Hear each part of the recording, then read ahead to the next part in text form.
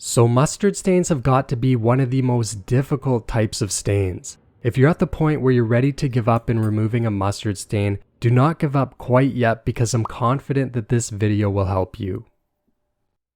In the first step, I'm going to use a spotter to try and remove as much of the mustard from the carpet as possible. I'll be using my homemade DIY spotter. If you want to learn how to make it, click the suggested video on the screen. DIY spotter works really well, but you can also use any kind of spotter for this step. My only goal for step 1 is to remove as much of the mustard from the carpet as possible.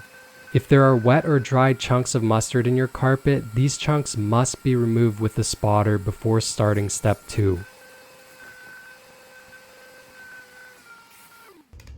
So with step 1, I removed nearly all the mustard from the carpet, but there are still a bunch of yellow dye molecules that have become permanently stuck to the carpet fibers. To remove this yellow color, we have to use a method called stain removal.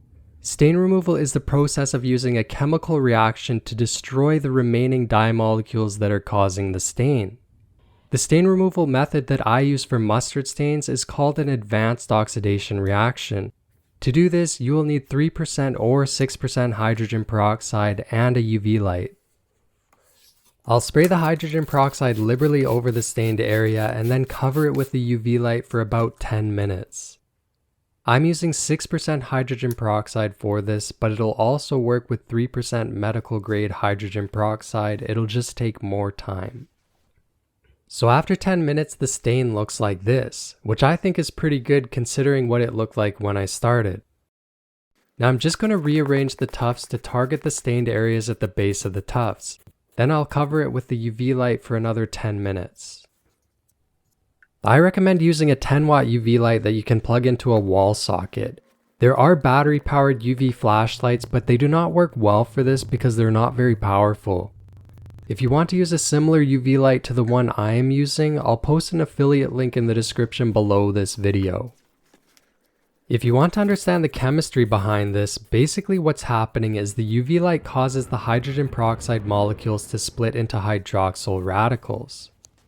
Then the hydroxyl radicals steal electrons from the yellow curcumin molecules, which causes them to break down, change shape, reflect light differently, and hence become invisible. My most important tip for you is do not leave the UV light on the carpet for prolonged periods of time.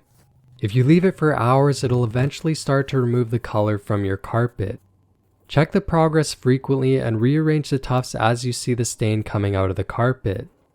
If you're a professional cleaner, you might want to use a stronger UV light like an 80-watt light. If you're using an 80-watt light, check the progress every couple minutes because it will work much faster than a 10-watt light. The second tip is to test this method in an inconspicuous area on your carpet, like the corner of a closet, before using it in a visible area. This is just to make sure that it does not cause any damage to the carpet. And my final tip is do not use this on clothing. If you want to learn more carpet cleaning tips, click the subscribe button and I'll see you in the next video.